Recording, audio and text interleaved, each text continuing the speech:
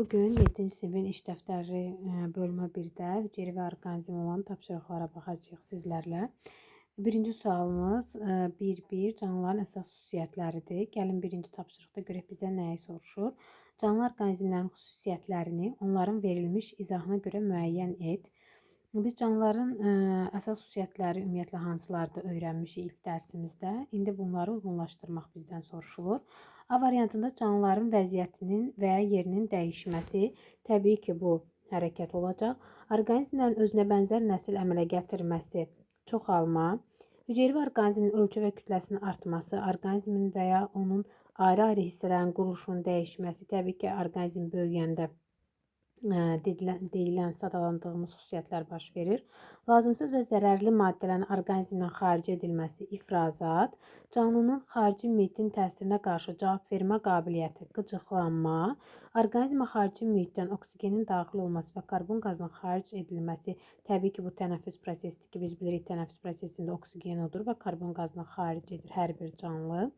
Böyümə və inkişafa sərf olunan lazımi deməli qidalı maddələrin orqanizm tərəfindən xarici mühitdən alınması, bu da qidalanma prosesidir. Biz uşaqlar bunu birinci mövzumuzda öyrənmişik. Canlıların əsas xüsusiyyətləri olan mövzumuzdur və bunların hamısını bildiyimiz üçün sadəcə uyğunlaşdırdıq bu tapşırıqda.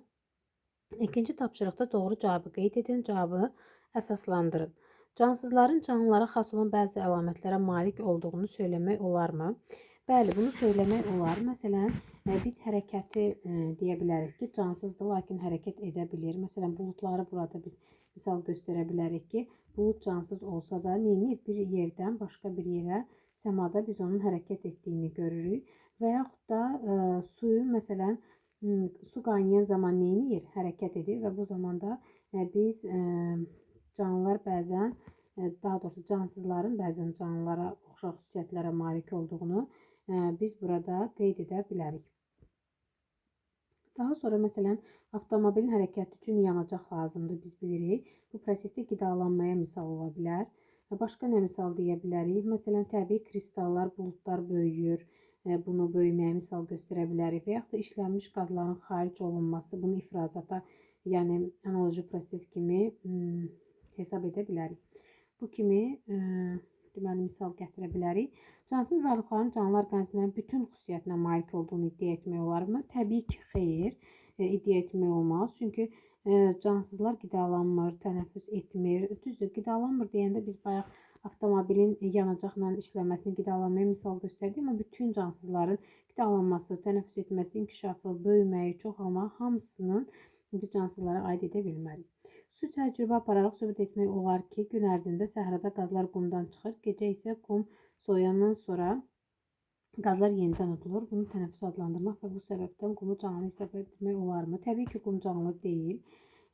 Qum cansızdır, o qidalanmır. Qazın daxil olması və ya xaric olması tənəffüs prosesi kimi göstərilsə də, bu sadəcə fiziki bir prosesdir. Ona görə də burada cavabımız olacaq xeyr. Sonra növbəti hissədə biz deməli baxırıq 3-cü tapşırığa. Canlı orqanizmin əlamətlərinin, xüsusiyyətlərinin bitkilərdə və heyvanlarda özünü necə büruzə verdiyini cədvəldə qeyd et. Mən burada dəftərdə özüm qeyd eləmişəm. Gəlin sizlə də baxaq. Canlı orqanizmin əsas xüsusiyyəti bitkilərdə və heyvanlarda. Qidalanma deyəndə bitkilər avtotrof yolla qidalanırlar. Yəni qeyri-üzvü maddələrdən üzvü maddələr sintez edirlər. Fotosintez prosesi zamanı təbii ki, bəzi canlılar fotosintez yox, xemosintez həyata keçirir. Məsələn, bakteriyalar. Heterotrof olunan isə qidalanma əksər heyvanlara aiddir. Təbii ki, heyvanlardan da istisnalarımız var ki, biz bunları növbəti dərslərdə keçəcəyik. Məsələn, yaşıl evqlenanla volvoxda da fotosintez prosesi gedir xromatoforunda. Yəni, onlar avtotrof yolla qidalanırlar. Amma bitkilərə avtotrof, heyvanlara isə əksər heyvanlar heterotrof yolla qidalandığı üçün, yəni hazır üzvü maddə ilə qidalandığı üçün biz heterotrofu qeyd edirik. Tənəffüs prosesi istər bitkilər, istər heyvanlar tənəffüs edən zaman oksigen qazını udurlar, karbon qazını xaric edirlər. Ona görə də biz tənəffüsə hər ikisinə oksigen qazını yaza bilərik.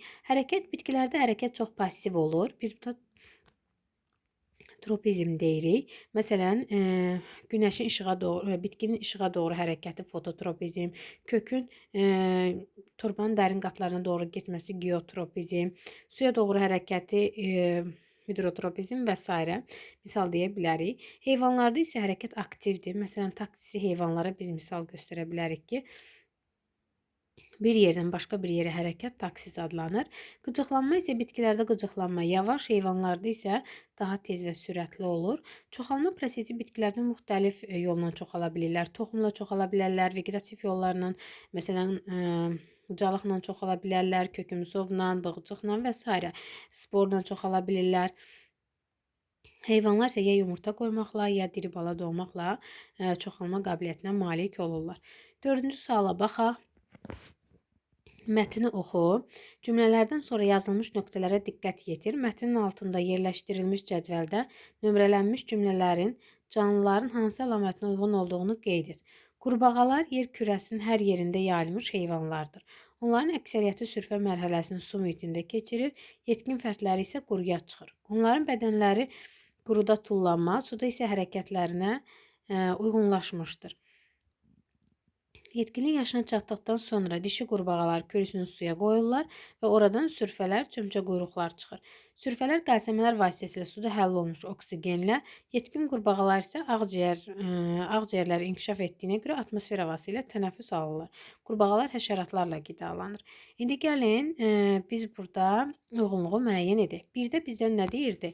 Hərəkət edirdi də, düzdürmü? Suda üzmə hərəkət edirdi, quruda isə tullanma hərəkət edirdi. Deməli, mən birə hərəkəti qeyd edə bilərəm. 2-də deməli, kürü tökürlər və kürüdən sürfələr çıxır, hansı ki, çömçə quyruq. Ona görə mən ikinci yerə çoxalma prosesini qeyd edirəm. 3-ə sürfələr qəlsəmə ilə tənəffüs edirlər. Yetkin qurbağalar isə ağciyər və dəri ilə tənəffüs edirlər. Yəni, burada tənəffüs prosesi bizə qeyd olunmuşdur. 4-cüdə isə qurbağalar həşəratla qidalandığı üçün qidalanma prosesi bizə verilmişdir. Qurbağanın həyat fəaliyyətində qıcıqlanma prosesini əks etdirən bir cümlə yaz. Məsələn, qurbağalar təhlükə hiss edən kimi neyinirlər? Suya atılırlar. Bu da qurbağalarda olan qıcıqlanma prosesinə misal deməli göstərə bilərik.